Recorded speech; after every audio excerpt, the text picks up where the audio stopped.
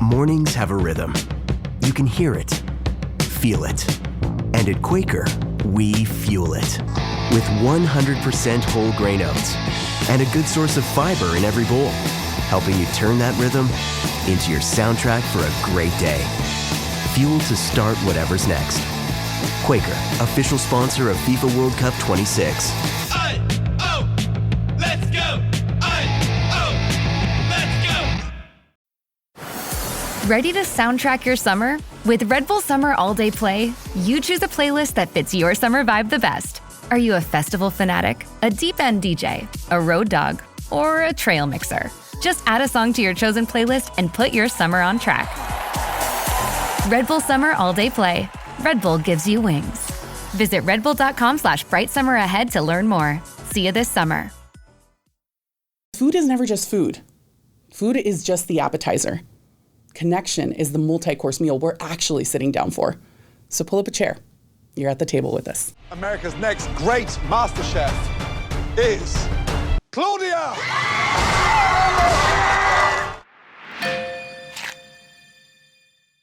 Welcome to Bitefully. I'm Claudia Sandoval. I'm the first ever Latina to have ever won MasterChef. Yeah, the one with Gordon Ramsay. I have appeared on 18 different television shows. I'm a best-selling cookbook author, and I have used my career to use food, media, and storytelling as a way of holding a living food archive, a way to hold memory, culture, and to be able to continue to tell the stories about how food has shaped you, me, and every single person that will sit down. Because every single person that will sit down with us here at Bitefully is a person that we will explore their food memory archive, one story at a time. Our first guest today is a personal friend. I actually spent the night at her house last night. This morning we had coffee, and that's why we were running late, because we got to talking, probably stuff that we should be talking here. But the fact of the matter, it's somebody that I can have true and honest conversations with. And that's exactly why she's at this table. Angélica, would you mind introducing yourself? Hi, of course. Wow. Okay, so my name's Angélica Celaya Torres. Oh, dang, she went with the straight up long Mexican name. Long Mexican name. From Tucson, Arizona. Okay. Raised in the border, dad de Sonora, Mexico. My mom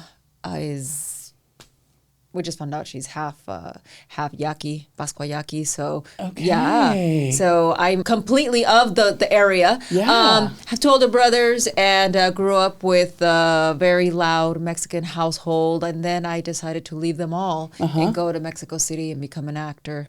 And for the past over 20 years, I've been working with Telemundo, with NBC Universal, with FX, CW, and working in English and Spanish, because that's what us border kids do. We trabajamos en español y en inglés because that's who we are. So bicultural, bilingual, and very proud. Well, Angélica, welcome to Bitefully. Thank you.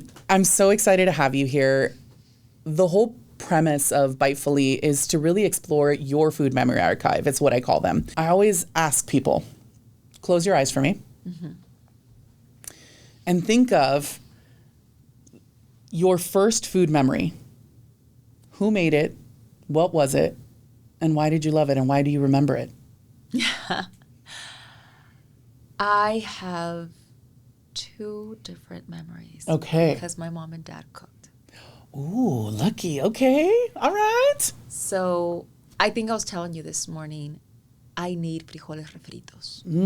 My dad. Yeah. And as a kid, because as a kid, our palates are very interesting as kids. I explored my palate. Okay. I explored my palate to the point where yo era la niña que le metía ketchup a todo. So I was like, ketchup a los tamales. Ketchup on tamales? Girl, los tamales de carne con chile. Lodoras, boy. You toast them up in the oven. Okay. And then you put ketchup on there. It's better than meatloaf. And you're supposed to have ketchup with meatloaf. I'm just going to put it out there. She's like, don't knock it till you try Don't knock it till you try it. But amazing.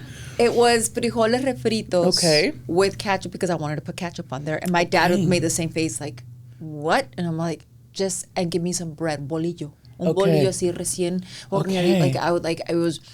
My mouth is watering. And for my mom, Pineapple upside down cake. Really? Yes. Okay, so this is awesome. I love this so much. Okay, you know what I love about your refritos idea is it's very exactly who you are, right? And I mean, we all know, like, sometimes Mexicans were called beaners, right? We love our beans. Well, listen, and you know what? I don't give think me the little sash right here. I'll put it on. Mm-hmm. Same. It's so funny.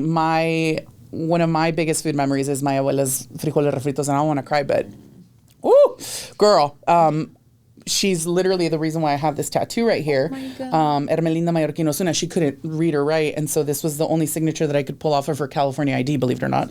But frijoles refritos, I think, are one of those like very emblematic dishes from Mexico, right? Yes, people talk about mole and all these other things, but I think at your core, like, you remember frijoles. Like, my abuela's frijoles were like even like the people that she would visit at the doctor's office would get frijoles from my abuela, and they're so specific to the person. Yes. Like how they cook them, right? Some people make them with comino, and some people make them with pork lard, and some people make them with oil, and some people, and even the way it's boiled, yes, right? The way they're cooked, the way they get them to the so. Everyone adds their own little thing to it. Yeah. And then you, as this kind of Mexican American, go and be like, let's throw some ketchup on it. I love that. Yes, but for me, frijoles refritos with the typical flour tortilla, it's so emblematic of home. Yeah. I only eat it when I go back to Tucson. Really? Yes. You know what? It's like food is just so nostalgic in that way, right? Where it holds, and this is exactly why I love it. You know, I've built my career kind of at this intersection of like food and culture and storytelling, and it's because food does hold those memories, right? You can close your eyes and you can think back to the first time you tried something, or the first time you tasted a texture of food that like maybe was new. And especially for somebody like you who wasn't a picky eater, who was like, I'm gonna try everything. Girl, when I say I tried everything, I just want to come out here and say I wanted to taste everything that I thought that what you smelled is what it was gonna taste like. So there was a moment, I don't know what happened between me and my middle brother, Chunrique. His name is Jesus Enrique, but it's Chunrique. Chunrique. Leave it to Mexicans to do that. So we were like infatuated with my mom and dad's perfume and cologne. Okay. And we're like, this must taste good. Yeah. So we started tasting perfume and cologne. I'm sorry, what? Yeah. We were like 5 years old, girl, like 4 or 5 years old, and we were like, woo, spinning. Amazing. And we were like, yeah, because it's alcohol. It's alcohol. Pero éramos catadores. We were catadores because it was like. Oh, is that what we're calling it? Girl, we were like, this one doesn't taste that well. This was so when my mom was like, later on, my mom was like, you're not going to like that taste. I'm like, you want to bet? Watch me. Watch me. I've tasted a lot of things, Mom. This is amazing. Amazing. Guys, for this dish, I'm going to judge. Have the little Chanel number 5 in this. That is amazing. Today we're pairing it with tortillas harina from Sonora. Yes. Oh my goodness, that's amazing. You're talking about growing up in Tucson. Your mom is Yaqui Indian. Your family is Mexicanos, but also there's kind of this Southwest style food, right? Yes. Okay.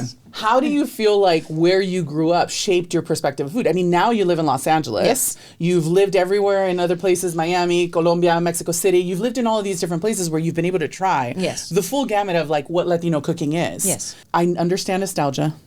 Do you feel like Southwest food is Mexican food? No. Oh, no. really? No. Southwest food is not Mexican food. Southwest food is very Southwest. It's Southwest. It's very particular to the region. Yeah. Just like they say, like mole or the pambazos or sopa de lima. You know, Mexico. And I don't think if you're not Mexican and you've only traveled to Cancun or I don't know where, not the same. You guys gotta travel. And when you travel, ask the locals, where's the best food I can find? Yeah. And go eat that. Because that's how you're really going to explore what it is. Yeah. And because I was that kid that wanted to eat more and wanted to try more. My mom was also like a Cold War baby or something, because it was all instant. My mom discovered instant food. Okay. And then I discovered why. Because my grandmother didn't let her cook. Oh. So my mother had to learn how to cook, but instant, the Spam, the mac and cheese, the canned food and all that. Okay. So my mom learned how to make wonders through canned food. And my dad, because he grew up in un rancho, Right. he's like, yo hago el pozole and la barbacoa and all that. So like the low and slow food, he knew how to cook. That's my those dad. very like authentic. Like, Yes. Well, not authentic because I mean, pozole was. We don't want to get into the authenticity of pozole. Yes. But yeah, like that's pretty interesting. Yes. I love this because it's still like these two very different styles of cooking that essentially raised you. One very processed, very Americanized, almost like very to your point, very Cold War, very like, not a great economy. No. So what do? You obviously have to save in certain places. Yes. And so processed food sometimes is the more affordable, right? Yeah, girl. Fresh fruits and vegetables are expensive. I'm going to tell you, girl, even now. I'm going to tell you something. Corned beef with some corn kernels on there, that's good. Okay. That's like crack. You're like, that's my jam. I love it. I love this. You put that on some white bread, the typical white loaf bread with stuff like that, make myself a little sandwich. I was happy. Okay. I was very happy. My mouth watering right now just remembering the flavor. But you cook very differently. I cook very differently. So talk to me about that, because usually they say like the food that you grew up with usually is the one that shapes you. But I feel like you've also been extremely lucky. You've been able to travel. Yeah. You've been able to, like you said, learn from different areas, try different things, different plates, different dishes. How has that shaped who you are as a chef cook now? I was always cooking with my family in mind. Oh, always, really? Yes. So that's how it shaped you. That's You always kind of cook with your family in mind, like. I had to learn how to cook basically they threw me in the kitchen because mom and dad work. Okay. And I was the smallest and the only girl. So at 12, 13 years old, I was making dinner for my family. Okay. Because my dad would go do the side jobs with my brothers. Okay. And who's going to make dinner? So they would leave me at home cooking. Yeah. And pobrecitos, like I think I'm the one responsible for my dad's high blood pressure. Because there was a lot of salty meals. And my dad was like, put some potatoes in that. And then I discovered the love of butter. Butter. And I was like, butter's amazing. Butter's amazing. Girl. I should have brought you some butter from France. Butter's amazing. I love butter. Yeah, me too. I mean, who doesn't love butter? Butter makes everything better. Listen, girl. To those adults that grew up around the area, the timing of my mother, margarine is there to go. Yeah, it really is. Tell me gosh. Oh my gosh. Yeah. There's a certain brand out there that we use as Tupperware. Same. Okay. Same. I still have like nostalgia for some processed meals too. I mean, I grew up with a single mom. Spam con papas is like one of my favorite things. Like it's literally just Spam fried up and with potatoes and a little bit of onion with ketchup is my favorite. But in a tortilla, like a burrito. Alessandro eats that when he goes to Tucson. See, it's just there's just something amazing about that, and it's super nostalgic for me. But yeah, my style of cooking is very. I love to give love, and love through food. And if there's something I truly enjoyed, was when I started discovering how I was cooking. Yeah. That my family enjoyed it. Yeah. So especially when it was like Lent, la única at home that knew how to do a good battered fried fish was me. Okay, queen. I was 15 years old. And they're like, no, the way Angélica does it. Isn't that kind of nice? I remember the year I ended up cooking such a good turkey that my whole family was like, no, now you got to make the turkey. Yes. And I was like, yay me. Right? Because you're kind of in this place where you're like excited because somebody like your family's like validating like your prowess in cooking. But then the other part of it is like, oh shoot, now I have to always make the turkey. Like, how am I going to top last year's turkey? Because that's who I am, just constantly like trying to get a little bit better every single time. But that shapes who you are, that you're always trying to get better than who you are, that you're not staying like, well, this, why fix what's not broken and just do the same? Yep. But your DNA is made to always evolve within yourself. And that's why you've come so far, my friend. Oh, well, likewise, goddess. Thank you. Likewise.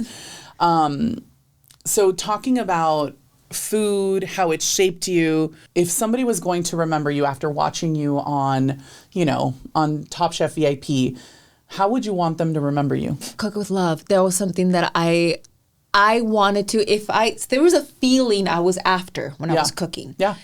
And it's the feeling I get and what you asked me, that to close my eyes and that food, the image, there's also a feeling that comes out of that. I agree.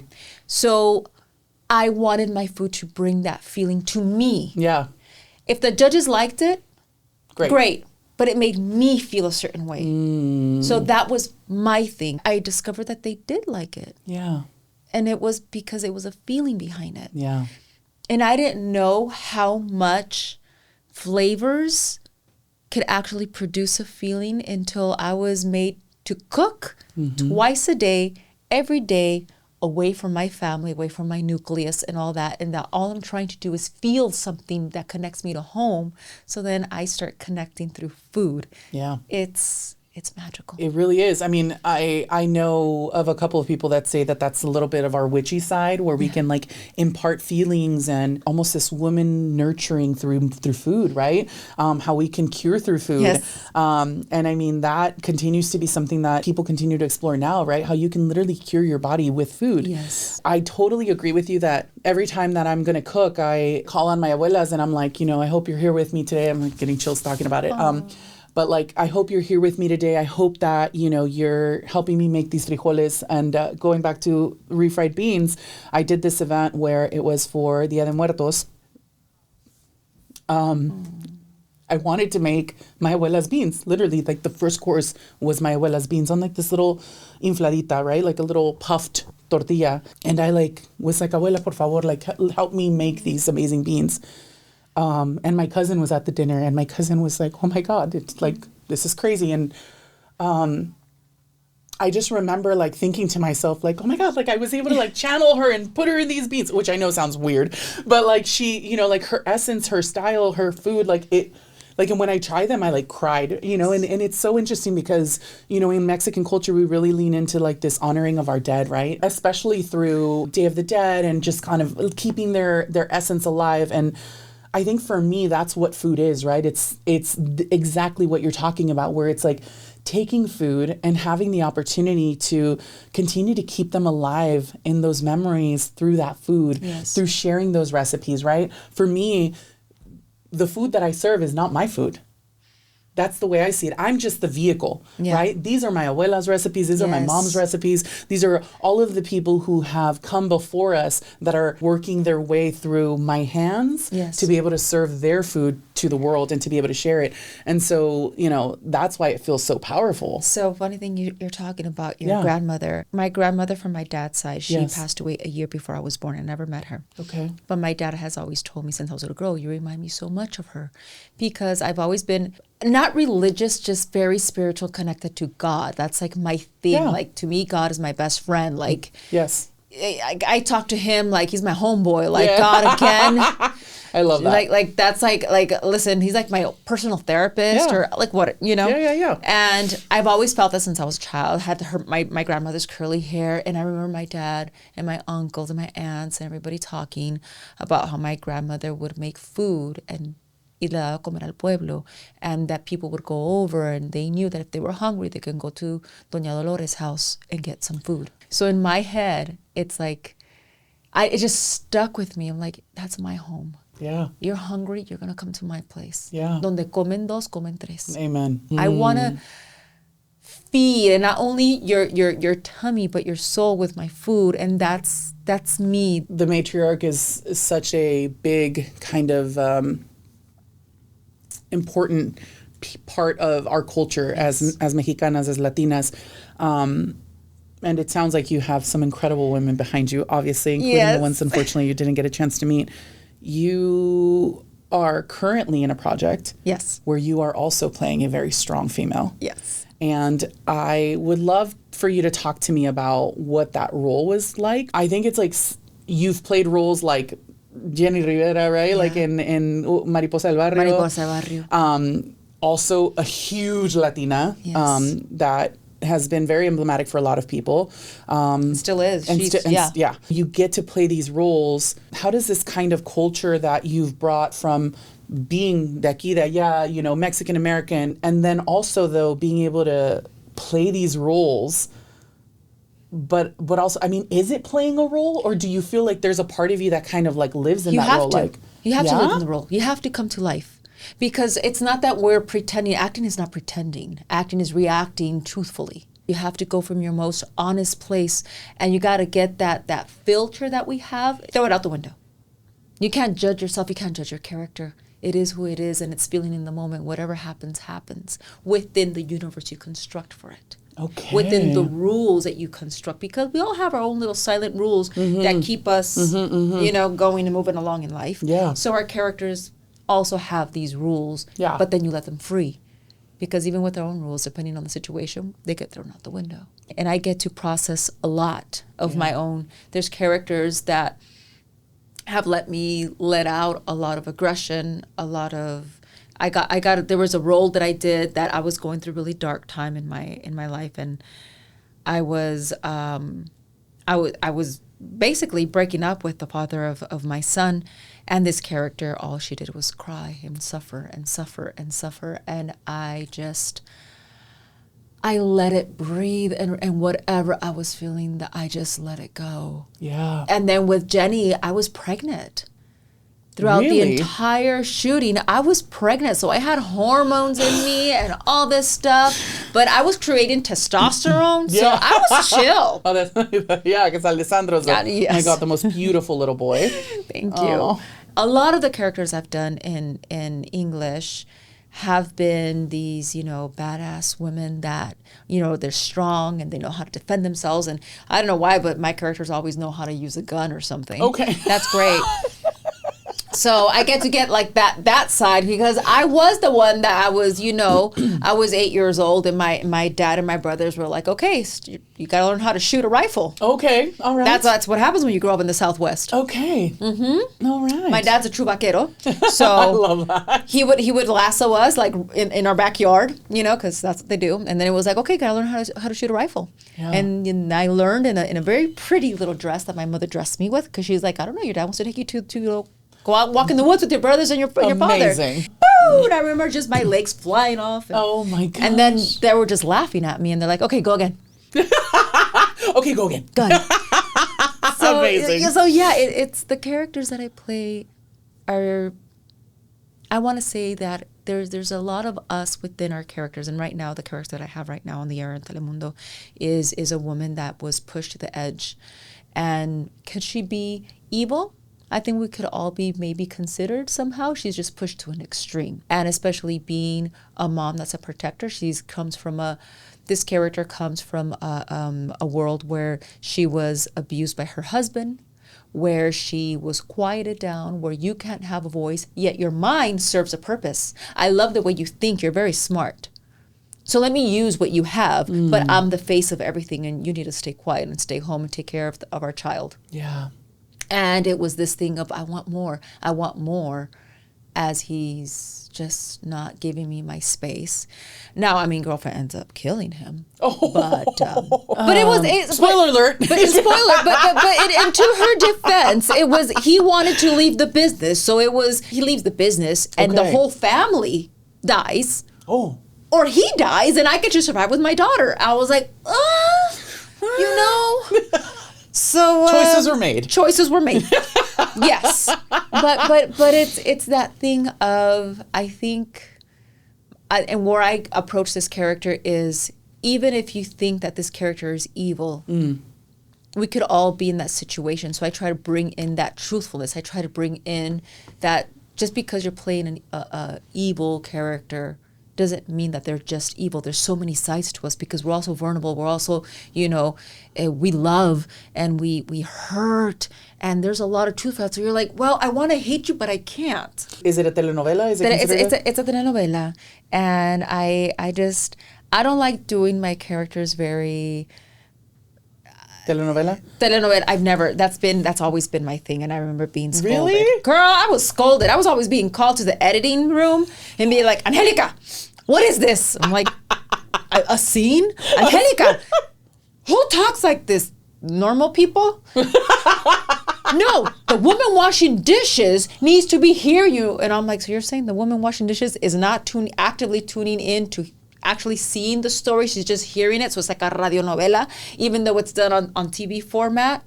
And I had a really bad moment, but I defended my decisions. You contract me because you know what I can give. Yeah. And If you want that, that's what I'm here for. If you're looking for something more superficial, I'm not your girl. I love this idea of kind of standing in your truth. You know, and you'll totally understand this. Whenever I became a judge on MasterChef Latinos, I started getting a lot of feedback from even just people that were watching, and they were just like, she's so mean. And you know how this, like Latino television, you have all these beautiful women kind of like, hi, and they're beautiful, thin, you know, they don't look like me. And they're definitely not direct. No. They're not women who have an opinion. They're not women who speak up for themselves. They're not women who are like, take no shit kind of people like me. And, you know, I come from Gordon Ramsay, school of Gordon Ramsay, I say, right? I mean, come on, like the idiot sandwich, right? So like, I'm not going to, my version of how I was judged was not coy, was not nice, was not mom, was not somebody trying to lay me down easy. No, it was like, this is where you're messing up. This is what you need to fix it, right? Yep. There was no in between. And so then here I am on Spanish language television playing this strong woman, which I am, which I am direct. Yeah. I'm Aries all the way, girl. Like I will tell you like it is. That's why my friends love me. Like there's no joking around, you know, like it's like, I'm not going to waste time trying to sugarcoat my words in order to make you feel more comfortable with me giving you a direct, like you messed up here. You know, you could have done better. Yes. My mom version of that is, you know, you could have done better because I know you can do better. That's me telling you, I believe in you, try harder, right? But that wasn't enough, right? Instead, I was criticized for being like so strong. And in that same way with like this specific character where it's like, they criticize that person, but yet I always say like, this was always my response to people when they would judge me about that. I would be like, cool, you tell me what Latina mom doesn't tell you like it is, sugarcoats it so you feel better, or do they go, cabrón, get out of that bed? Yes. You know, like I don't know a Latina mom who sugarcoated anything for me because I was around like every woman that has ever been in my life, even the nicest ones, including you, like even the most soft-spoken ones have always been women who are like secure of themselves, like, you know, hard workers, you know, just mujer empoderada in the simplest word, empowered woman who knows where she stands, who doesn't have any qualms about saying what she is. And so it's always been really hard for me. And I think that's probably a lot of the reason why I don't fit into traditional media as per se. But then again, in English language, it is what it is. You don't want to know something, is that how do you teach a student? By sugarcoating and telling them where the errors are. Exactly. Constructive criticism, right? And that's how they learn, because especially during a cooking competition, it's fast. It's fast. You gotta go. Oh my God. People have no idea how fast it is. You have no room to actually think. And someone is telling you fast, hey, this is wrong. This is not the way you do it. You should do it. You don't take it as criticism. You say, thank you, and thank you for making it quick, because now I can fix it. Exactly. And it's like very quick learning. And if you don't learn quickly, you're out. There was an episode where I'm cooking and I have one of the judges visit me. Yeah. And she's looking at everything, and they visit the stations and they interview you and they talk to you. And she was always very amazing and soft-spoken to me and everything. But she did the number one mistake. I was cooking rice and she opened that lid. Girl. And I'm like, no, don't do that. And she was like, oops, I should have asked. Yeah. Close it right away. They think that's only the judges being hard on us.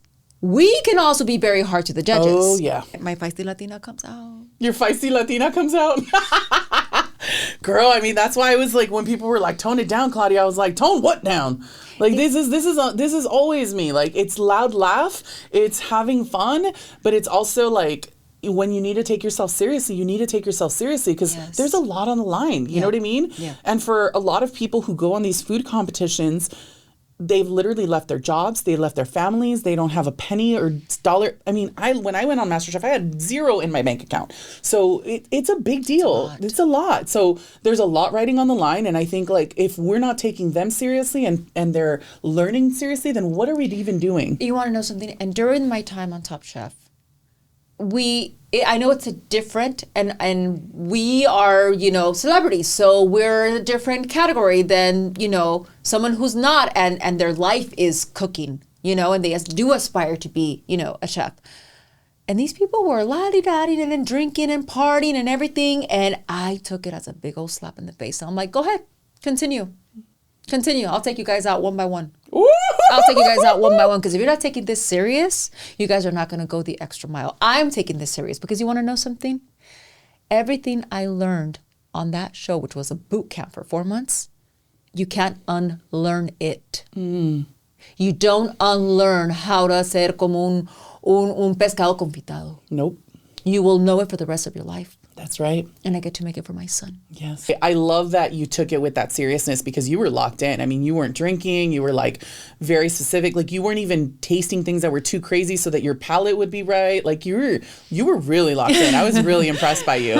And I'm so bummed you didn't make it all the way till the end, but spoiler alert. Spoiler alert. No, but as a matter of fact, when you know the reason why I couldn't make it all the way to the end. But when I walked out of that show, the first thing they tell me is, so all stars will come. So there's always tomorrow. Oh, girl. Well, you already know who's signed up to be your mentor. Thank you. Thank you so much for sharing your story with us. I guess my last question, the last bite for me, after someone has spent this, hour or so with us, what would you want them to remember you by? You very much like me are a multi-hyphenate. Mm-hmm. You are a person who has played many roles, both in your personal and professional life. What is the legacy that you really hope that after listening to this, people will think back and say, I loved her because X, like her life meant so much because X? Authenticity. And it doesn't matter if you don't fit into any mold. We're not here to fit into molds. We're not here to conform to society. We're here to live unapologetically and be who we are.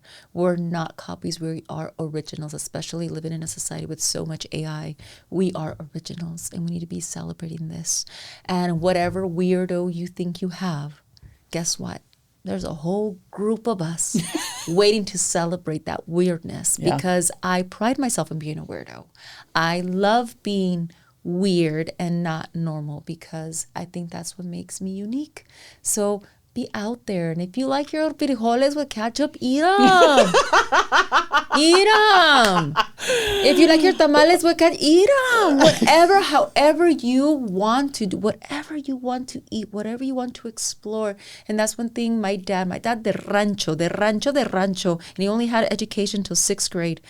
And my mother never wanted to try sushi. And my mother kept saying, no, Gerardo's not going to like this. Your dad's not going to like this. Your dad's not going to like this. And I said, my dad left his country, left his home to try something new. His spirit of finding a new land and a new purpose in life lives within me. And that's why I left and followed new lands, because that's my dad's spirit in me. He's going to want to try new things. I started feeding my dad everything. He's like, mijita, eso está rico, está bueno. My dad was eating up sushi like everything I would give him, he would find the flavor and happiness within it. Don't put yourself in a box when you're meant to be a different shape. You're not even meant, you're not even be a shape. Be like water. Yeah. Flow. And every time you feel like you gotta control something, I gotta stay within, flow and let yourself go, because that's the beauty of life. And that's the way I try to live my life. Yeah. And that's the way I try to express my love. And if there's one thing I want the listener, viewer to take, is be like the water, flow, be the weirdo, say the weird thing. You would be surprised of how many people are waiting for someone to do it or to say it. Amen. Girl, I absolutely adore you. Hi, I'm Angélica Celaya, and I'm inviting you to please come back again and again for Bitefully, because honestly, the conversation is delicious.